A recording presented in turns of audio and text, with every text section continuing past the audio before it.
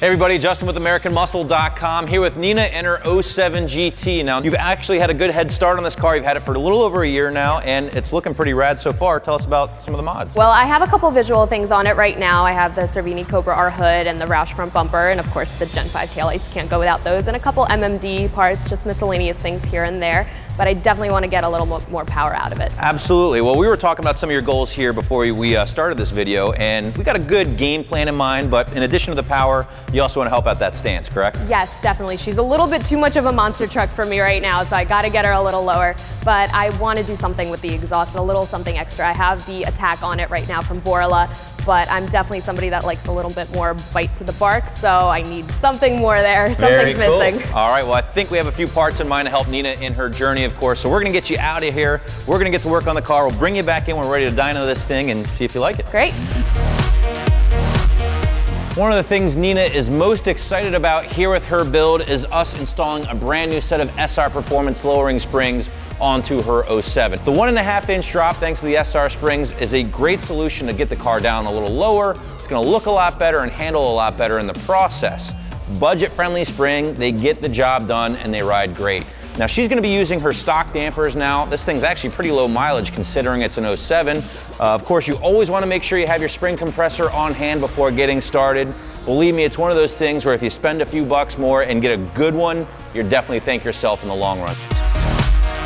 So we're doing the springs here on Nina's rear of the 07 right now, and I wanted to point something out, something that maybe a lot of you guys at home already know, but maybe some of you guys aren't aware of this. Now, when installing a progressive set of rear springs, you want to make sure the tighter group of coils here goes up towards the top. You don't want to make the mistake of installing them upside down, so just wanted to point that out. We do have one more part to install here before wrapping this thing up underneath, so let's get to work. Well guys, this is what they call a little bit of a speed bump here. Now, as you can see, we have a busted bolt coming off the bottom of the stock manifold here that connects to the mid pipe. And this is a result of working on cars here in the Northeast. They tend to get a little rusty underneath. And even though we had this thing soaking in PB Blast all day long, I had my breaker bar out here and I just proved to be a little too much for this bolt. But we do see a little bit of a silver lining here, guys. We actually already talked to Nina. We told her we'd like to upgrade her stock manifolds in place of the pipes shorty headers. That's what we're going to install. They're going to work perfectly with that pipe's off-road H-pipe that we already have. And best of all, it's going to sound good, it's going to look a little better under the hood, and it should fix our problem in the process. And with that last bolt, we are officially wrapped up with the H-pipe here underneath Nina's car, and really excited to see how these things are going to sound with the Borla Attack axle back that she already had on the car. Now we got a couple more parts in the performance category before we get this thing over to the dyno, so let's get to work. Of course, what would a build be without a brand new cold air intake? It's something we always do here on our build segment. So here it is, brand new CNL in place on Nina's 3-valve. Now, I've used a few CNLs in my days here at American Muscle. They always fit great, they perform as expected, and best of all, they're made right here in the US of A. In addition to the cold air, we are gonna bring the Bama Performance team in here. They're gonna write a brand new V2 tune for this thing. Now, we have one little part to do left here on Nina's build, something small, but it's something she really wanted to do, so let's check that out.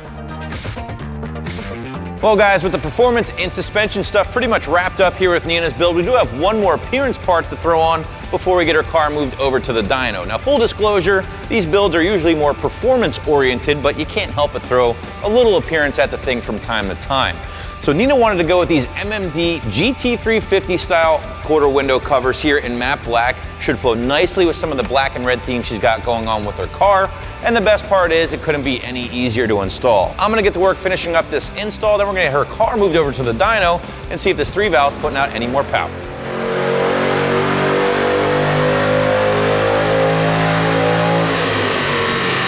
Let's talk about these numbers, girl. 253, 268, about what you expect out of a bone stock, roughly 3-valve automatic car. With the mods now, the car's making great power. 280, 286, that's a gain of 27 horsepower over those baseline numbers. 27 horsepower throughout the curve and 21 foot-pounds of torque. I mean, that's awesome. I love it. I can't complain. There you go. Well, I guess there's really only one more thing to do. You want to go for a drive? Of course. All right.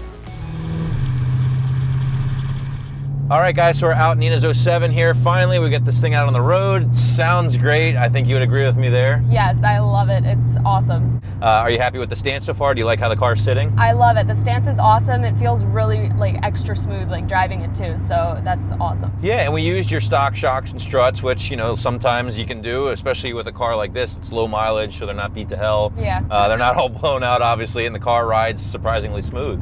Now, the car is an auto, of course, and with getting rid of the cats, sometimes you experience some drone, especially like at the cruising RPM or speed that we're at now, but I'd say, I think you'd agree with me, there's no drone whatsoever. Things kind of whisper quiet, I know. Yeah, it's pretty quiet in here. So why don't you lay into a little bit and see how it feels? Sounds good. All right.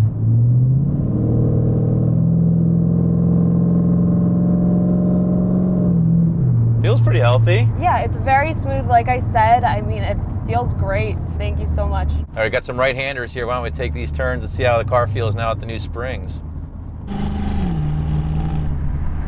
Feels pretty healthy, huh? Yeah, it's really, really smooth. I mean, I'm honestly surprised at what a big change it is. Absolutely. I mean, for just doing springs only, the car definitely feels like it's handling a lot better than it did before, I can imagine. It definitely is. Well, guys, there you have it. Nina's obviously stoked with how the car turned out. Overall, we killed it. Thanks again. And guys, for all things Mustang, keep it right here at AmericanMuscle.com.